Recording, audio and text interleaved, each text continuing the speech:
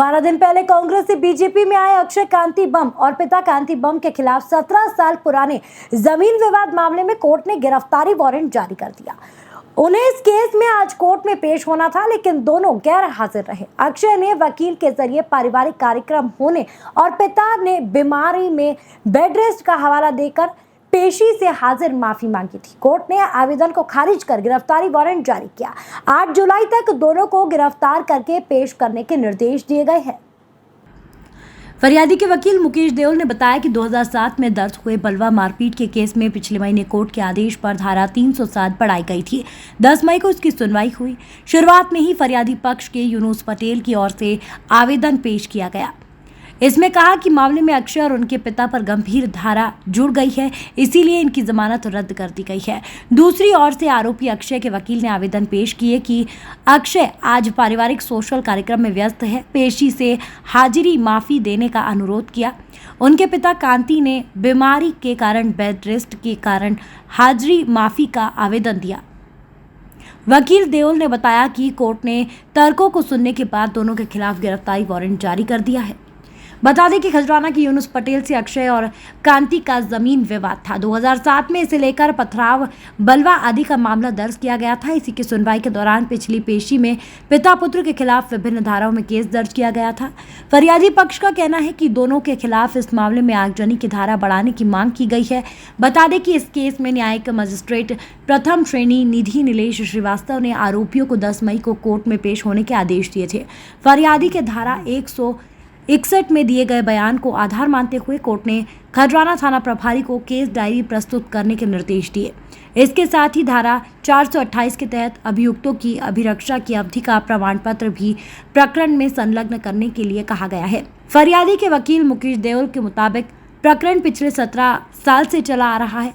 24 अप्रैल को मामले की सुनवाई थी। इसमें कोर्ट ने हत्या के प्रयास की धारा बढ़ाने के निर्देश दिए थे।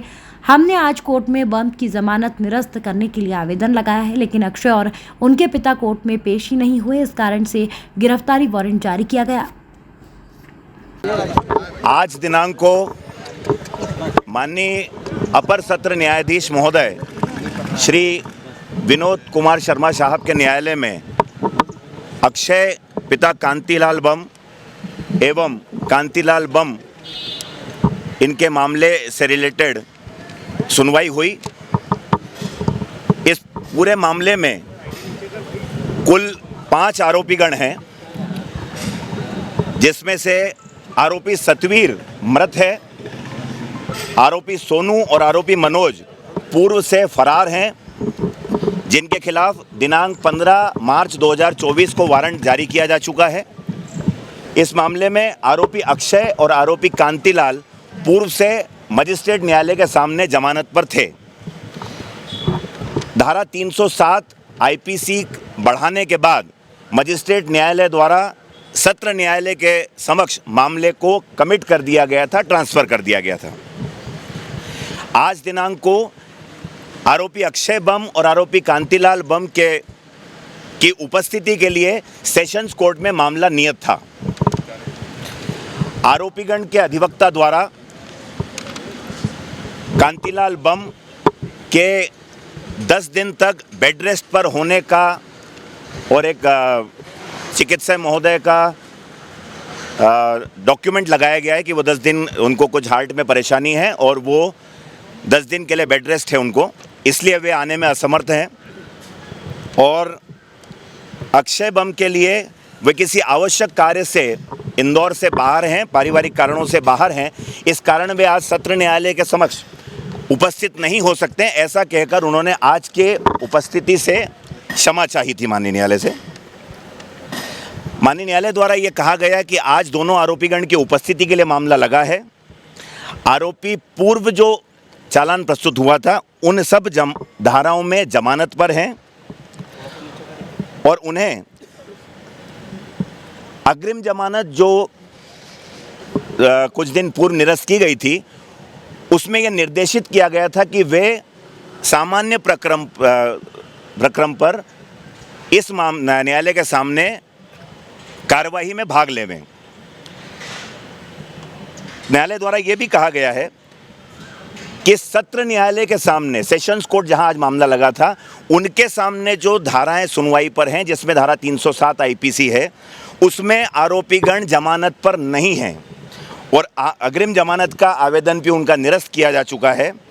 उन्हें दोनों आरोपीगण को आज न्यायालय में उपस्थित रहकर और कार्रवाई में विधि सम्मत तरीके से भाग लेना चाहिए था, किंतु दोनों आरोपीगण उपस्थित नहीं हैं और यदि उपस्थित रहकर आवश्यकता पड़ती तो धारा 307 आईपीसी के संबंध में जमानत का आवेदन भी वे प्रस्तुत दोनों आरोपीगण कर सकते थे, लेकिन ऐसा उनके द्वारा नहीं किया गया।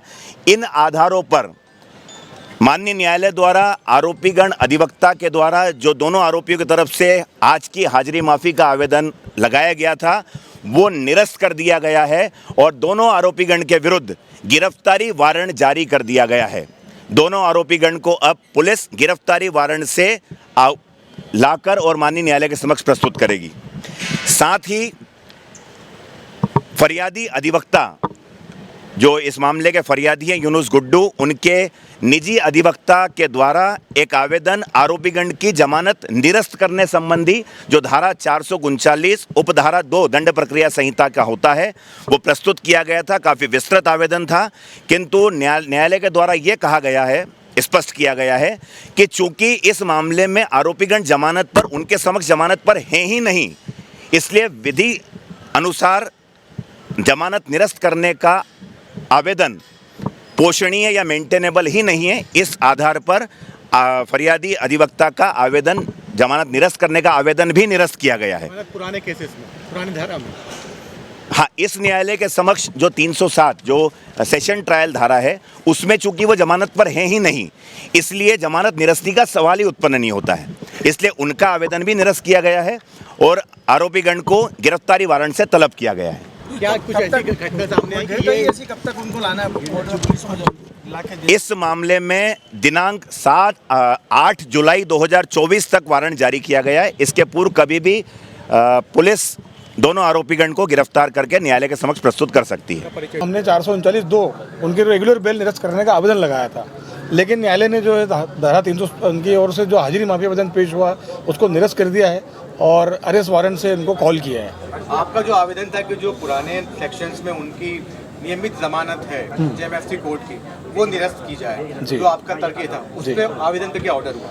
उस आवेदन को उन्होंने निरस्त कर दिया, क्योंकि न्यायालय का ऐसा कहना है कि जो रिलीफ मैंने जो मांगी थी वो रिलीफ उन्होंने दे दी है। धारा 317 का जो आरोपी अक्षय कांतिबम की ओर से जो पेश किया गया था उसको निरस्त कर दिया। उसको निरस्त करते हुए जो है अरेस्ट वारंट इशू कर दिया। तो मेरी जो प्रेयर थी वो उसी में क्लियर हो गई, इसलिए जो मेरा 439(2) का आवेदन था वो निरस्त होते भी सफल हुआ। अच्छा, क्या आपने ये कोर्ट के ध्यान में लाया कि ये कह रहा है कि आवश्यक कार्य से शहर से बाहर है, लेकिन क्या किसी प्रोग्राम में शामिल हुआ? आपने देखा क्या मामला है? मैं सुबह से अपने मोबाइल पे, सोशल मीडिया पे, मेरे जो पक्षकार हैं यूनुस पटेल साहब, उनके मोबाइल पे और कई लोगों से मैं देख रहा हूँ, सुन रहा हूँ, मीडिया वालों से भी कई से मैंने देखा कि वो जाना पाओ मऊ में है, कार्यक्रम में, किसी राजनीतिक कार्यक्रम में भाग ले रहे हैं। कोई आज अक्षय तृतीया होने के अवसर पर परशुराम के वहाँ भी गए हैं, कुछ नेताओं का बर्थडे वगैरह भी बना रहे हैं।